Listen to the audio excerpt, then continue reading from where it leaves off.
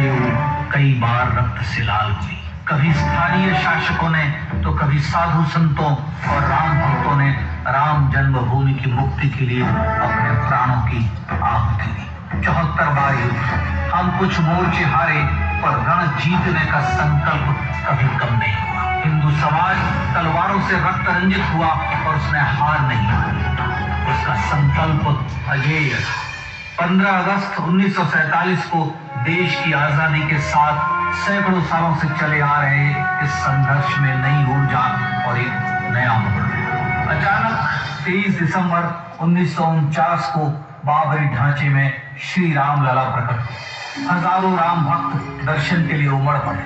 तत्कालीन प्रधानमंत्री पंडित जवाहरलाल नेहरू ने उत्तर प्रदेश सरकार को श्री राम लला को विवादित ढांचे से हटाने का आदेश दिया। उत्तर प्रदेश सरकार ने अयोध्या के कलेक्टर को यह काम दिया और यह निर्देश भी कि जरूरत पड़ने पर वे बल का प्रयोग भी करें। अयोध्या के कलेक्टर ने सरकार को उत्तर दिया कि यह नरसंहार के बिना संभव नहीं है और फिर भी वह ऐसा चाहती है तो किसी दूसरे कलेक्टर से यह काम करवा ले। परिणाम स्वरूप रामलला की मूर्ति वहीं विराजमान रही। विवादित ढांचे को बंद कर दिया गया।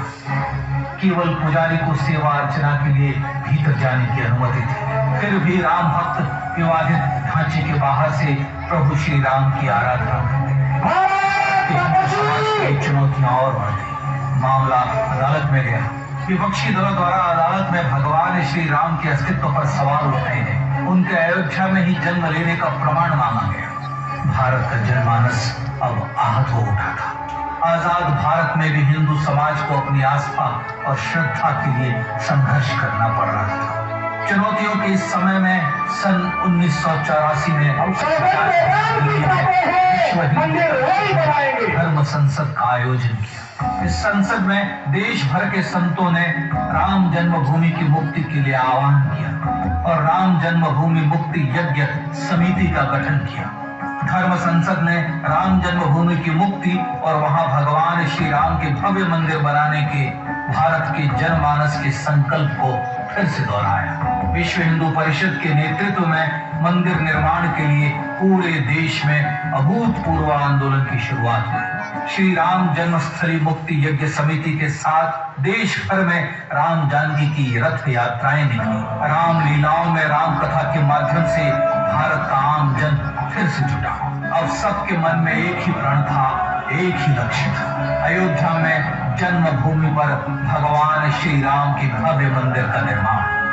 सन 1989 में विश्व हिंदू परिषद द्वारा गांव-गांव से राम शिला पूजन करके अयोध्या भेजी गई। 2,75,000 गांवों से राम शिलाएं अयोध्या पहुंची। भव्य राम मंदिर के शिलान्यास का निर्णय पूज्य संत महात्माओं और हिंदू समाज के अन्य प्रमुख नेताओं के निर्णय के अनुसार अनुसूचित जाति के प्रमुख नेता श्री कामेश्वर चौपाल ने 9 नवंबर 1989 को मंदिर निर्माण का पहला पत्थर रखा।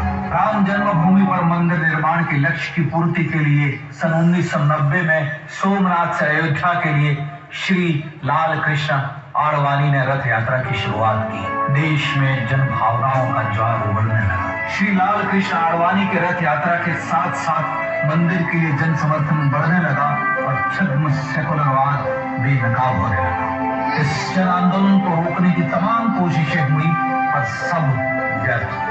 विश्व हिंदू परिषद ने देशवासियों से अयोध्या में जन्मभूमि पर मंदिर निर्माण के लिए 30 अक्टूबर और 1 नवंबर 1990 को कार सेवा का आह्वान किया। परिणाम स्वरूप लाखों राम भक्त कार सेवा के लिए देश के कोने कोने से अयोध्या आए। इससे देश की एकात्मता का विराट दर्शन हुआ। कार सेवकों को रोकने के लिए उत्तर प्रदेश के तत्कालीन मुख्यमंत्री श्री मुलायम सिंह यादव ने अयोध्या में परिंदे को भी पर न मारने देने की घोषणा की। स्थितियां गंभीर हो गई। अयोध्या से 100-100, 200 किलोमीटर दूर रेलगाड़ियां रोक दी गई। अयोध्या युद्ध भूमि बना दी गई। मार्ग बंद, रेल बंद, चप्पे चप्पे पर पुलिस। अयोध्या सैनिक छावनी में बदल गई। राम नाम पर ऐसी पाबंदी कि अर्थी ले जा रहे लोगों तक को रोका गया क्योंकि वे राम नाम सत्य कह रहे थे। लेकिन सैकड़ों किलोमीटर की यात्रा कर कार सेवक अयोध्या पहुंचने लगे। राम के गीत गाते, होठों पर हंसी और पांव में छाले लिए राम काज के लिए राम भक्त देश विदेश से अयोध्या पहुंच ही गए। कार सेवकों का कोई लक्ष्य, अनेक कार सेवक शहीद हुए। आजाद भारत में जन्मभूमि पर राम मंदिर के लिए कार सेवकों ने फिर एक बार अपना बलिदान दिया, पर कार सेवकों ने विवादित ढांचे पर भगवा फहरा ही दिया और इस तरह जन्मभूमि आत्मा को झकझोर कर जगा दिया। विश्व विचार हिंदू एकत्र हो गए।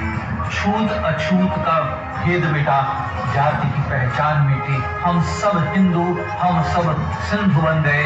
राम सिंधु में ज्वार उठा और देखते ही देखते 6 दिसंबर 1992 को श्री राम जन्मभूमि से बाबरी ढांचा सदा के लिए हट गया।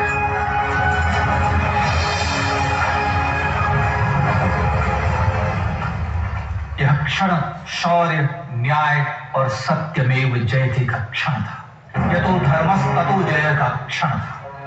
पर संघर्ष की गाथा यहां जाकर भी नहीं रुकी। छद्म सेकुलरवादियों द्वारा भारत और भगवान श्री राम के इतिहास को झुठलाने के लिए अदालतों में चुनौतियों का सिलसिला चलता रहा, जो 1950 से चल रहा था।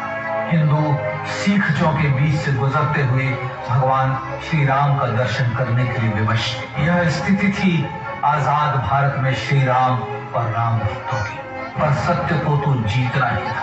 आखिरकार देश के सर्वोच्च न्यायालय के 5 जजों की खंडपीठ ने 9 नवंबर 2019 को ऐतिहासिक निर्णय दिया और यह कहा कि अयोध्या जन्मभूमि परिसर की पूरी 67 एकड़ भूमि रामलला की, और न्यायालय ने भारत सरकार को जन्मभूमि पर मंदिर बनाने के लिए एक ट्रस्ट बनाने का आदेश दिया। सर्वोच्च न्यायालय के आदेश के अनुसार भारत सरकार ने 5 फरवरी 2020 को श्री राम जन्मभूमि तीर्थ क्षेत्र नाम के ट्रस्ट का गठन किया और राम जन्मभूमि न्यास की भूमि जो सरकार द्वारा अधिग्रहित की गई थी, उसे ही नवनिर्मित न्यास को वापस दे दिया गया। 5 अगस्त 2020 को भारत के प्रधानमंत्री श्री नरेंद्र मोदी ने श्री राम जन्मभूमि तीर्थ क्षेत्र के अध्यक्ष पूज्य महंत नृत्य गोपाल दास, राष्ट्रीय स्वयंसेवक संघ के पूज्य सरसंघ चालक डॉक्टर मोहन भागवत एवं उत्तर प्रदेश के मुख्यमंत्री श्री योगी आदित्यनाथ की उपस्थिति में श्री राम जन्मभूमि पर भगवान श्री राम के भव्य मंदिर के लिए भूमि पूजन कर निर्माण कार्य का शुभारंभ किया। इस तरह लगभग 500 वर्षों से राम जन्मभूमि की मुक्ति के संघर्ष का पटाक्षेप हुआ। अपने आत्मसम्मान और राष्ट्रीय अस्मिता के लिए इतना लंबा संघर्ष विश्व के इतिहास में बेजोड़ है। श्री